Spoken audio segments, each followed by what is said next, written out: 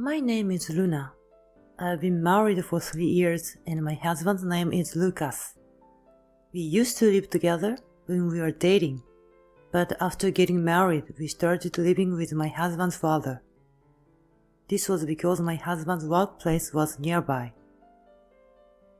I continued working even after getting married, but I quit my job due to certain circumstances. That is because my husband's father needed care. My husband's father started showing signs of dementia about a year and a half ago, and the disease gradually progressed, requiring care. At first, we thought about putting him into a nursing home, but I ended up taking care at home due to my husband's wish. Luna, I beg you, I'll help with the care on my days off. I don't want to put my dad into a nursing home. I understand, but I've only been here for 2 years, and I don't think your father wants me to take care of him that much, so please support me as much as possible. I had never seen my husband plead like this, so I believed he would help me with the care. But when I actually started nursing, I noticed things that I didn't even imagine. Problems such as steps, toilet and bath at home. My father-in-law could still walk, so he was walking around the house, but he would stumble on steps and fall in the toilet because he couldn't support himself. Because of this, I discussed with my husband and decided to remodel the house. We would still be in debt, but we thought the safety of my father-in-law was more important than money. For the first month after the renovation, my husband took the lead in nursing. However, as time passed, my husband stopped taking care of his father, citing his work as a reason. And by the time a year had passed since we started his care, my husband stopped helping at all and even started going out on his day off. My father-in-law's condition kept getting worse, and I needed to help him with toileting and bathing. Finally, it was too difficult for me to continue nursing alone, and I decided to discuss it with my husband. You said you would help, didn't you? When was the last time you helped? How many months ago? He is certified as needing care, and I can't handle all by myself anymore. I'm not experienced. Realistically, I think it would be better to consider admission to a nursing home rather than home care. That's cruel.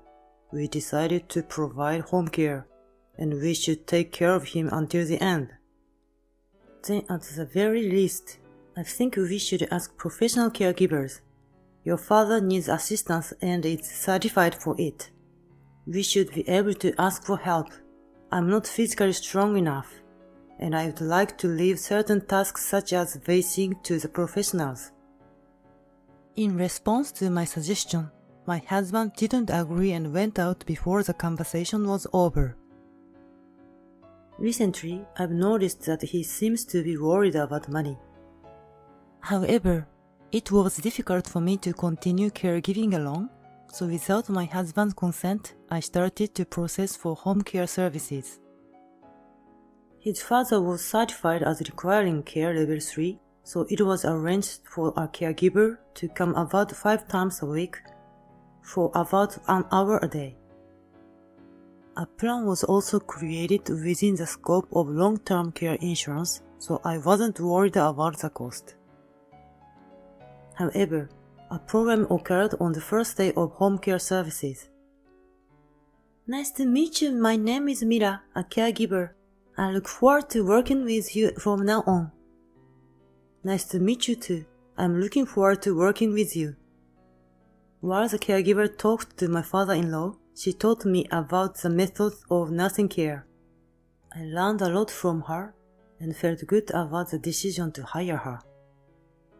However, my husband, who had been out, came home and... Luna, I didn't give permission for home care services. What is this all about?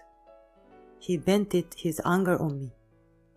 But I've already told you that I'm at my limit with caregiving on my own.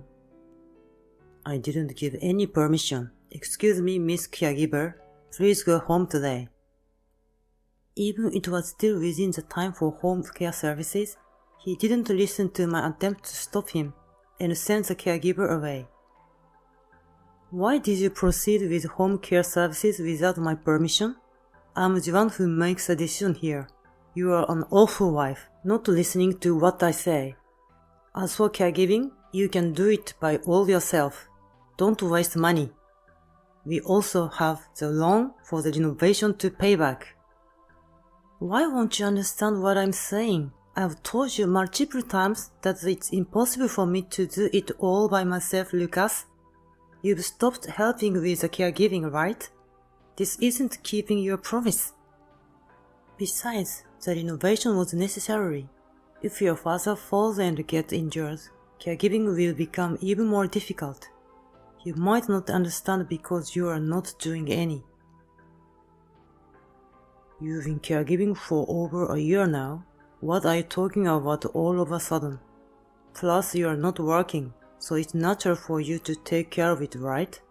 Who do you think is paying back the loan for the renovation?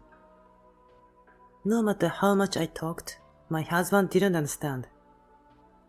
He actually believes that it's only natural for me to do everything by myself.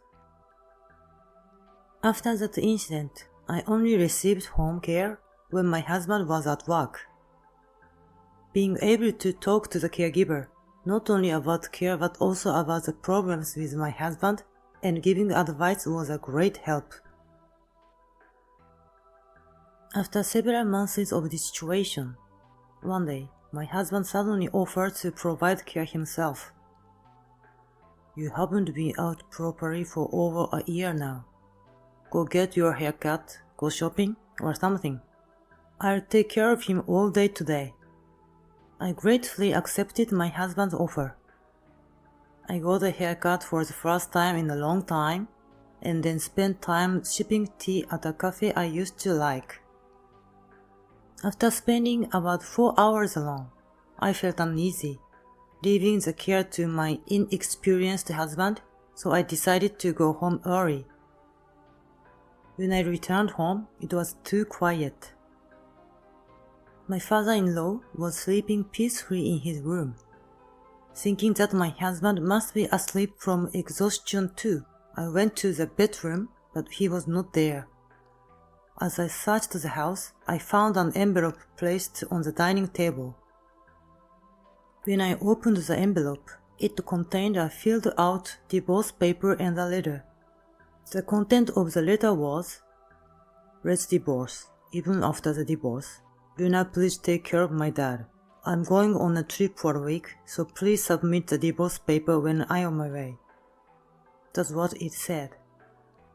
I realized that his unusual offer to care was to kick me out so he could prepare for his trip.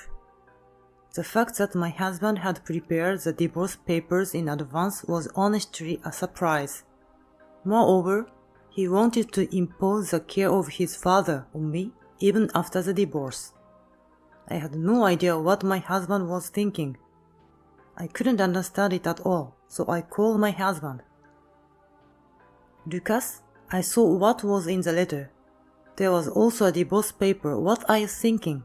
A trip abroad with who?" "I'm waiting to board a plane now. I'm busy, not like you, Luna. It doesn't matter who I travel with anymore. We are getting divorced. Please make sure to submit the divorce paper by the time I return from my trip. That's it." My husband one-sidedly ended the conversation and hung up. Just before the call was cut off, I heard a woman's voice calling my husband's name on the other end. It seemed my husband was with a woman he was going on an overseas trip with. We had only been married for 3 years, and I thought that my husband was having an affair. As I pondered about how he might have been fooling around with another woman while my mind was consumed by caregiving, tears of regret welled up in my eyes. "Luna?" A upon hearing my father-in-law's voice calling out to me as I wept. Recently, he had been struggling to remember my name, but today, for the first time in a long while, he called it out. I had been worried whether my husband had really taken care of him while I was away, so I went to see him immediately. "Father, are you okay? Was everything okay while I was out?" "Ah, Luna. Is the caregiver coming today?" Today, my father-in-law seemed quite fine and capable of having a coherent conversation. "Can dementia actually get better?" "She's not coming today. She'll be here tomorrow morning." "I see. Then could you bring me some paper and a pen?" My father-in-law, who was virtually unable to write anymore, was unusually fine today and seemed different from usual. I had heard that writing could help alleviate or prevent the symptom of dementia, so I decided to let him do what he enjoyed. I handed him some paper and a pen, and he began to write something. However, I couldn't see what he was writing.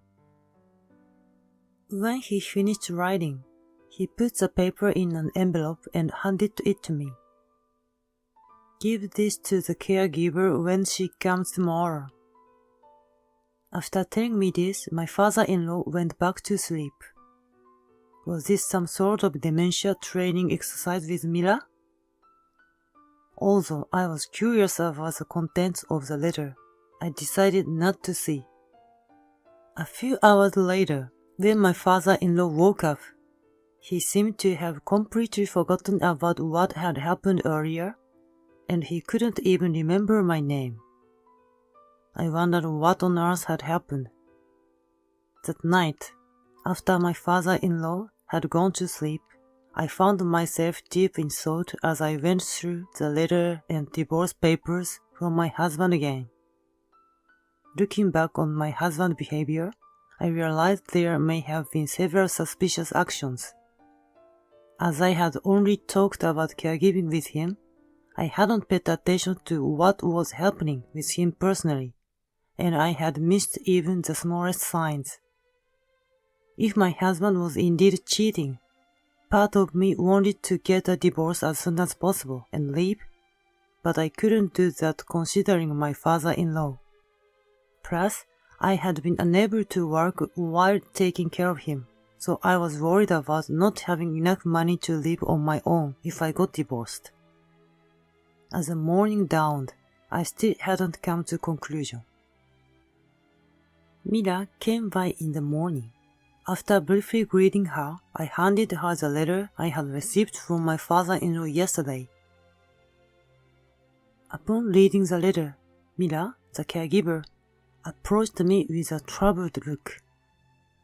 "As a caregiver, I'm here to help, but I also consider you as a friend, Luna.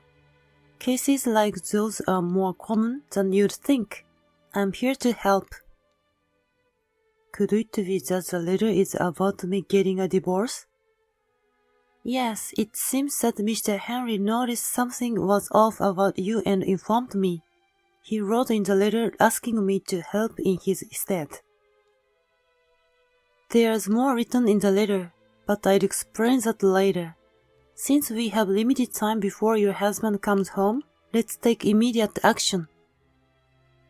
Saying so, Mila called another caregiver and asked them to take over Mr. Henry's care.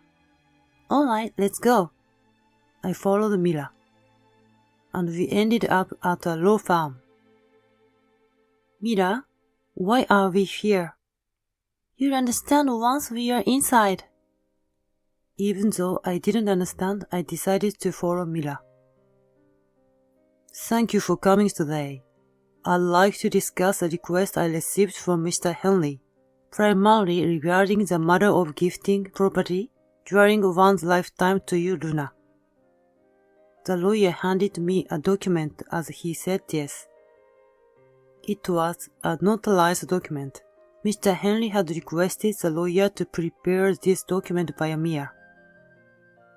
It stated that Mr. Henry would gift me $36,000 and his apartment during his lifetime. Stunned by this, Mila began to explain. On the first day of my home visit, Mr. Henry first brought up this matter. He expressed his gratitude towards you, Luna, but as you weren't adopted by him, he was unable to pass his assets on to you. Hence, he wanted to make a lifetime gift. I'm grateful. I need to express my gratitude to my father-in-law right away. Before we go back, there's one more place we need to stop by. After following Mila and making one more stop, we returned home. After I got home and expressed my deep gratitude to my father-in-law, he didn't seem to understand, but I kept expressing my gratitude. My father-in-law passed away 3 days later. It was a complication caused by his deteriorating dementia. I called my husband who was traveling abroad, but perhaps thinking it was about the divorce, he didn't not answer the phone. With no other choice, Mila, who had come to help, and I proceeded with the preparations. Amidst the gathering of relatives, my husband, the biological son of my father-in-law, not being there seemed to be a source of dissatisfaction for them. 2 days later, my husband came home obviously knowing nothing and was immediately interrogated by all the relatives. Of course, since I had also informed the relatives about my husband's infidelity, they were furious. Hey, help me out here. I swear, I'm not having an affair. I was just on vacation for a change of pace after doing caregiving every day. You can't lie twice. Even if you say you were doing caregiving, there wouldn't be such a fact, right? I know a fact that you went on that vacation with your mistress. You two were caught on the airport security camera, acting like lovers. After I said that, my husband seemed to give up and silently accepted the harsh words from the relatives. Several days later, once things had calmed down, I filed for divorce. I planned to move to the apartment my father-in-law had gifted me before he passed away. As I was making preparations for that, my husband called. Luna, where are you? The beneficiary of that life insurance isn't me, it's you. All I was supposed to get was his life insurance. What are you going to do about this? What did you tell my dad while caring for him? You and that female home helper seemed close. You two should have been planned this together. It was your father's wish. Home helper Mira simply acted in accordance with his wishes. Oh yes, we are divorced, and I think you and your mistress will receive a notice from the lawyer soon.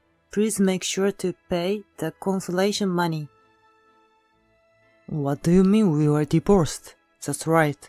Since you got my dad's life insurance, you can just consider that as the consolation money, right? So I don't have to pay anything. It seemed he had forgotten that he had left me the divorce papers to submit before he left for his overseas trip. I was also taken back by his way of thinking. The divorce paper was left by you with a letter asking me to submit them, wasn't it? Also, the life insurance is a precious thing I inherited from your father, not something I got from you. You should bear the cost of the consolation money. At my words, my husband was speechless and remained silent. Realizing that we weren't getting anywhere, I decided to hang up. Even after that, he called several times, but following Mira's advice, I changed my phone number. I still see Mira occasionally, even after my father-in-law passed away. She did more for my father-in-law and me than my real family, my husband.